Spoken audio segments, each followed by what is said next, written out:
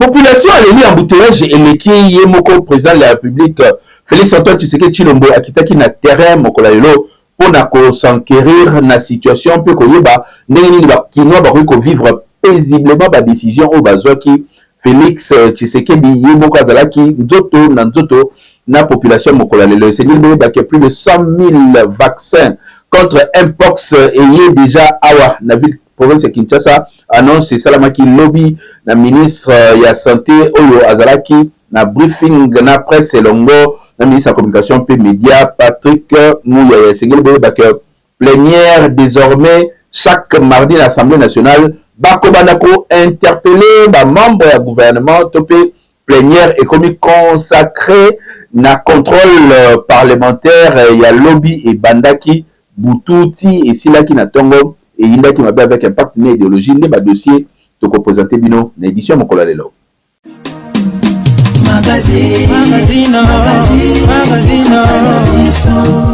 embouteillage eleki na Kinshasa ye moko président Félix Antoine Tshisekedi Tshilombo akitaki na terrain et lakisi que gouverneur ya ville province ya Kinshasa na ministre intérieur esengeli bolamuka embouteillage oyo ezali na Kinshasa est préoccupé au plus haut point le numéro 1 ya biso nyonso président de la République Félix Antoine Tshisekedi Tshilombo to surtout kaka na se ya mbula ya ntongo ya lelo ye moko abimi ayeba nanu nini ezali koleka par rapport ya bambouteillage ndenge ezali kosalema boyebi bien na Kinshasa ça fait 2 semaines bainstalle système ya basansi unique na ba-air songolo pakala kasi mpona bato ya transport en commun système wana ebomi bato oyo bafutaka batiki bakoki kofuta triple ya mbongo oyo bapesana nango entre temps kolongola pasi ya transport bato bazali obligé ya kobeta makolo chaque jour mais peut-être ba personnel bazali ko se retrouver kokene musala sans problème John Kambe yo moko fachi alobi ezalaka boye te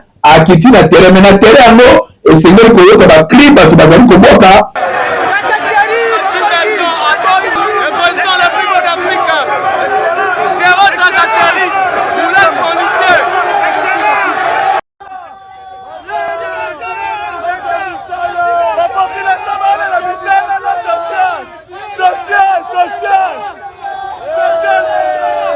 d'un côté bazali kolobela takaseri de l'autre côté balobi sasi miko wana esimbi te bazongisa ndenge tozalaki bato mosusu ndenge ezalaka toujours hors sujet abeleli social ya peuple nzala eleki mais Fachi azalaki na terrain elingi koloba ke bakonzi ya ville ya Kinshasa wanyanya bazali kosala mosala mabe baresultat ezali komonana te ti etinda ye moko mokonzi akita na terrain boye est-ce que ezalaka chaque mardi, l'Assemblée nationale est commis plénière consacrée na contrôle parlementaire. Ibandaki Mokolo Yalobi, 3 membres du gouvernement, Bazalaki Liboso Baeli du peuple Bolanda. Reportage Oyo. Plénière il y a mercredi 12 novembre Oyo et Salemaki, jeudi 12 novembre, Batomisu Soubabimaki, na 5h du matin à Palais du Peuple. 3 membres du gouvernement interpellés, vice-premier ministre en charge de la plan Guillaume Nimbo, ministre d'État, ministre de l'Infrastructure Alexis Guizaro, puis ministre Yamin Kizito Pakapemba, on va répondre à la question orale avec débat, on va élu du peuple, adressé qui n'a pas mot. En annonçant que chaque mardi est commis consacré désormais à contrôle parlementaire, président Vital Kamerhe Lwakanindi a rassuré les membres du gouvernement que l'objectif est d'aller au sa moutouté kasi balingi va répondre à devoir et à redevabilité au exécutif et sengeli na tango nyonso arandaka compte ya gestion na ye na ba élu ya peuple. Vice-premier ministre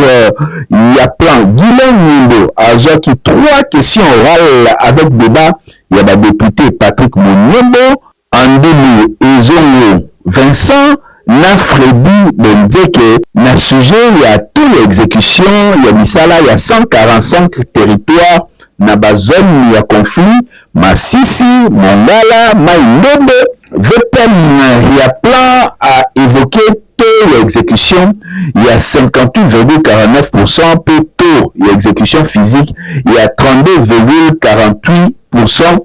sur le chantier nyonso na République démocratique du Congo. 518 écoles ici étonami sur 1198 et ezali prévu. 56 bâtiments ezali déjà érigés sur 145 et ezali prévu. Parmi les raisons, il y a des retards pour la misala, balobi, babandaki misala, na retard, et surtout, la question sécuritaire na qui il y a des matériaux dessinés dans les travaux et les amis comme ça les sur place dans le terrain. Si Manaye, ministre d'État, ministre de l'Infrastructure, Alexis Guizaro, Mouvini, à cette question orale avec débat, il y a des députés Eli Kambale, Trésor Moutiki, na Rubens Nikido, en rapport avec problématique qui a d'infrastructure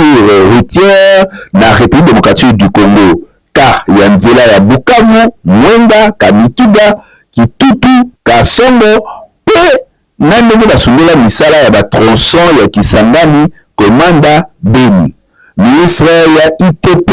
Tango ya Zunaloba, a lobi que bongo ezobimanali kokuma autorité budgétaire et sengeli mbe ayeba kobwakaka mbongo na ndenge esengeli pote misala ekende shosho. Alobi pe ke misala ya banzela misusu ezali kotala ye directement te ezali kokende na baattribution pe ya baministère pe bastructure misusu. Badepute balobi na ye ke qualité ya banzela ya babiscuit ya bachinois balingi te banzela ebukanaka pamba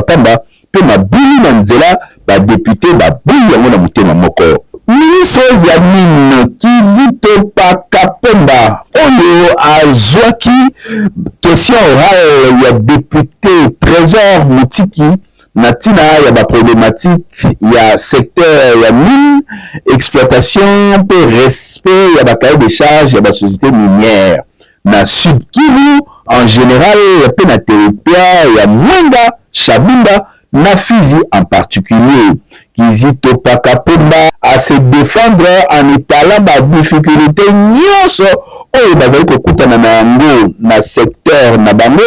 condition ya vie ya population, violation ya ordre public, et surtout prolifération ya ba exploitation illégale ya ba sociétés étrangères na terrain kofuta pe ba service ya ba minier ezali kosala manali kokoma. Président de l'Assemblée nationale Vital Kamerhe a plaidé pour la retour de la police, il y a la mine,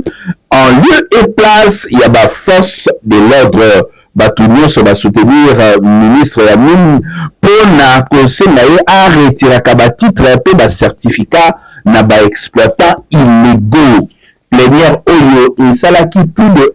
11 heures, il y a débat général, les députés sali la recommandation, na ba membre, il y a gouvernement, na cadre, il y a exercice parlementaire, na bango, pour na kosala que exécutif, sala mosala, yeba que peuple azali na sima na bango. Et yokani. Oui! Impox essaye Bobby, batu ebele à la République démocratique du Congo, il y a un gouvernement, assis à à disposition parmi les techniques qui a repoussé en nous plus de 100 000 vaccins et si et à Kinshasa annonce et cela qui lobby et pas le ministre il y a santé et l'homme le ministre de la communication immédiate liboso la presse na cadre il y a briefing il y a presse pour le reportage lutte contre Mpox là il y a 100 000 doses il y a des vaccins. Ils ont quitté la Kinshasa le jeudi. Plus de 51 000 personnes basales déjà vaccinées. Information Oyo et Pessami, la ministre de la Santé publique, Hygiène et Prévention, Samuel Roger Kamba, au cours il y a briefing, il y a presse co-animée, na collègue d'ailleurs la communication P Média, Patrick Mouya Yakatembe, mercredi le 13 novembre, en direct, il y a télévision nationale, na Oyo Italie Mpox. Ministre de la Santé a précisé que la République démocratique du Congo a dépassé 42 000 cas suspects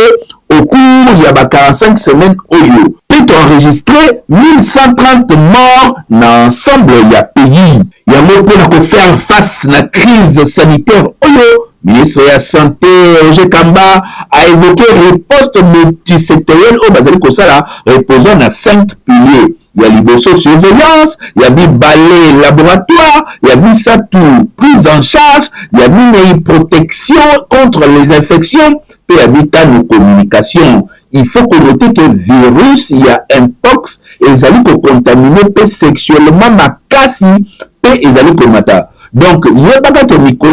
avant que même dans les balles, tout peu que les namas étaient nos balles, il y a des gens qui avaient un pox, c'était si noté au courant possible, tout pamba. Na ba question oyo batunaki bango mpona korépondre na ntina ya rupture ya contrat entre l'état congolais na hôpital du cinquantenaire, ministre Roger Kamba azalaki clair alobi ke ebele ya baindien wana mingi barespecte contrat te face ya l'état congolais tozali na période moko transitoire mpona kobalola bainfrastructure wana to mpe hôpital wana et servir réellement na besoin ya population. Beltexco mosunga population azali ko continuer kosunga ba peuple. Betosco a une fois de plus kotalisa bandeko nyonso oyo ba client nyonso balinga kolia saucisse balinga koteka saucisse pour tezana ba bénéfice belé saucisse à Betosco ebima déjà comment nango Texas saucisse ezali saucisse kitoko oyo ezali na 6 saucisses na kati ko kalinga ngo na maki ko kalinga ngo na sardine ao diamant to apollo to ko liango ya pamba ndinga awa na tuna lipa nao ozali kolia na sengo au déjeuner pe okomi na santé kitoko yum non meti pâté de bœuf à Betosco to abengi Dallas occasion pesa milio ya koliango ya kosomba ngo ya koteka ngo pote Dallas pâté de bœuf eza kitoko makati surtout ba maman nyonso mapa en tout cas to sengi bino bosa la ka yango eza na ba bénéfice belé ozali ko tcha couillère moko oteki lipa na yo couillère moko oteki kiyandi pa bandi kono suba zali ya kosepela pote yango ezali ngombe na ngombe misuni na misuni mokura ezate mafuta ezate eza na saveur ya kitoko ya ngombe oyo uti mboka Brésil. Tala particularité ya Dallas pâté de bœuf au Betosco abimisi eza na marché kilikili okuti yango koleka yango te. Quartier kulu na Selemba ou bato batiki bandaku pona insécurité et l'équipe tokosesaka jamais koloba bandeko ya kuna bazali ko benga biso er nyonso pe bazali kolela bolanda ba détail na reportage oyo ya miti mafuta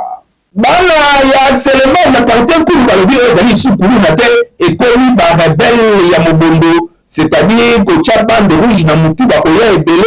plus de 8 personnes ba violer mwana ya 12 ans ezali koleka na lelo na commune ya Selemba en pleine ville ya Kinshasa tokolemba te koyebisa bino ndenge population ya kwa wana ya Kinshasa bazali kolela butu moi bato nyonso oyo bafandaka na quartier bakimi pamba te insécurité ezali kuna bana ya kaluka bazali kocontinue koatake bana ya Selemba ezali koyinda na ndenge ya mabe biso toteka lisu bien tene tozabwe kaluka eza kotia biso donc moyen kutu eza te so tokomokanga 18h toteka lisu bien te bakoya na mai bazobaka mabanga na ngambo ya Selemba tolela su ponia bien te koteka ebebi toteka su bien te moko ntela biso likambo toya na kimia te na Selemba kaluka aza koprovoke Selemba chaque jour koviole baviole mwana biso awa bana kaluka mwana 12 à 8 personnes tolala bien te côté que baby chaque jour provocation kaluka batema na ngomba ko ba mabako beta batu ba lance bana Selemba bazoke belé imité biso awa soki eloko ni na bato kaluka eza sukulu na te ba mibondo bazalaki na plateau bango baye awa bazosala mabe awa bazokipe te baye baye kozwa mwana 13 ans bakatile kuna baviole baye kopwake na mai chaque jour bazo koyiba babiloko awa bazozokisa bato tolembi a tozoyeba te soki tozala na lete soki toza tene kugumesa na kati ya Selemba toyebaka pe te toyebaka pe ye te soki azala komona nani biso tozokufa na bana bamama bazodi ndo omoni bato batondi adasi balongo na se ya mai bakimi kuluna bakimi mai ndenge etondi na bandako kaka kuluna bazokokota bazokoprofite chaque jour biso tozolala te bapomi ekomika na kokata bana tokomi kata ba 2h 3h bango bakoti biso awa towana insécurité makasi tozolala te awa kaluka na Selemba vraiment kimi ezali te toyebi te insécurité esila ka ezota molai toyebi te eza nini moi quelques 2 semaines ça dit oui bagou ya ba criminel bakaluka bamaselembao donc sécurité makasi toyebi te l'état akozwa badisposition mpona bango te toyebi te juste eza nini. Ah papa, ah vraiment biso to vivre bien te. Ah biso to zoniokama. Mbule epai mai ya mbule ezokotela biso na kati ya bandako. Biloko nyonso echolaki place ya kolala eza te, place ya kokimela na bana eza te. Bakunu na epai bakuna bayaki kokotela biso na kati ya ndako na bamasheti bakati ndako nzambe nde moto abatelaki biso tobomaki na chasse moko bamonaki biso te mbele biso tokufaki. Ah vraiment biso toza bien te. Bozwa solution kuna na kaluka wana eza sukulu na tena ko bamobondo bakimi mboka na bango baye na kaluka bazokotela biso tomona na kulu na turo eza sukulu na te na tomona te saka suku batondi tozoka soma bato mususu bakoteli bango te na somo kaka na nde baninga bakotela bango bakima tata biloko ndenge zoka balusa biloko zobima lekabo biloko zobima biloko ebima moye te oyo mpo bamobondo eza susu kuluna te bamobondo baye na kaluka soko otiki kaka bien bazoloba selemba wekoma ya bango selemba wekoma kaluka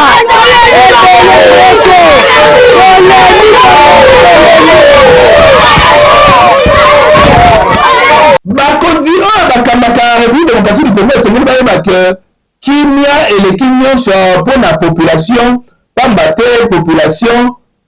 azali na mposa ya kozala na sécurité na ye moko mpe ya babien na ye ntango bakonzi oyo bazali wana ya la police bazali kosala mosala te epuis bapoliticien oyo bazali impliqué bazali kokozwa badécision ya makasi te ezali mpasi mpe mawa population alelaka chaque jour boye biso mpe media toyaka kaka koloba likambo moko kasi ondire bato bazali koyoka te pasi mboka ya bana TikTok nini ezali kolekana kuna bolanda.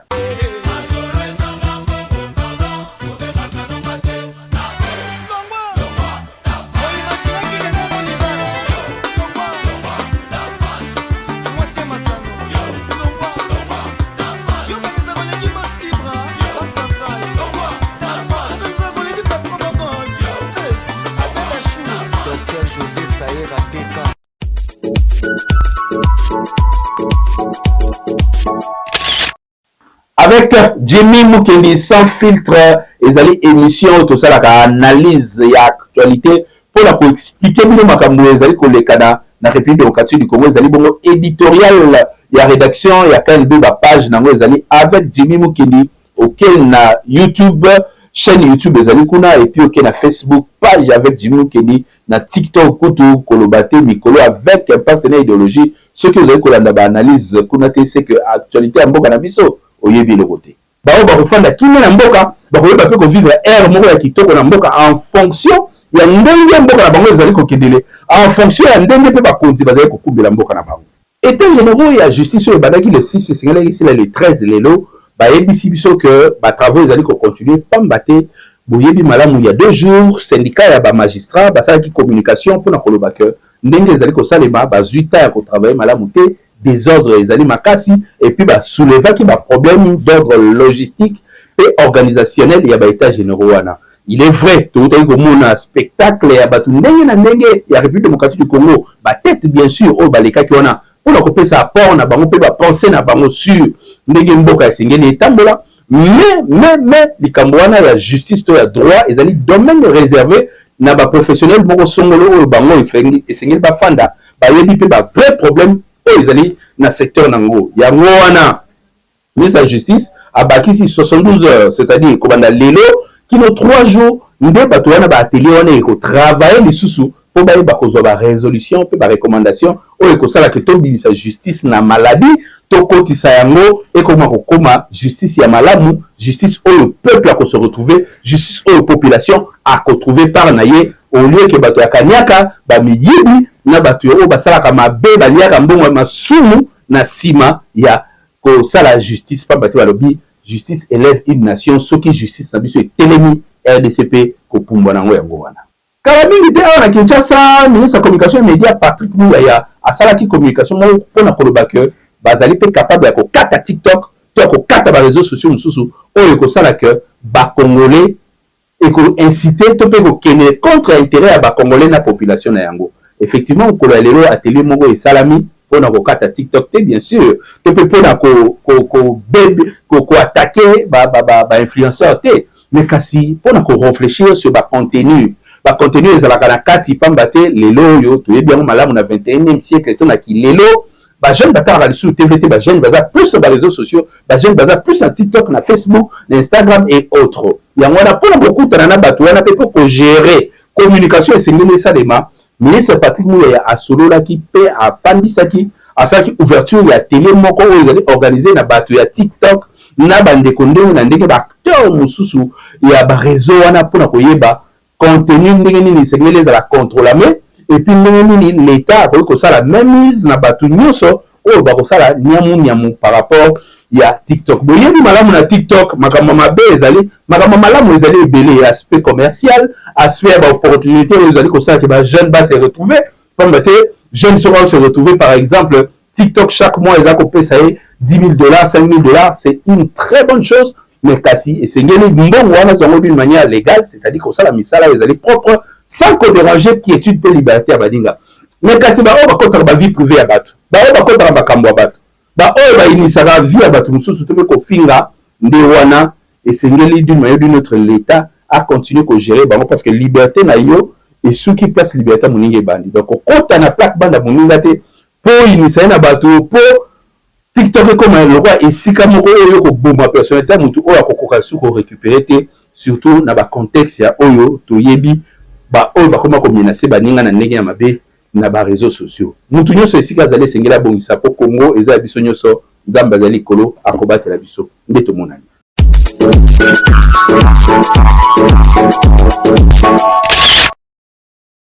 Donc la souka édition à l'élogo continue ko landa biso na ba page na biso KNB News Facebook, KNB News TikTok, KNB News YouTube. Kuna actualité télémakate, kuna actualité ezalaka à continuer. Dès tout le monde mokolo ya lobby avec le même plaisir yako servir bino. Magazine.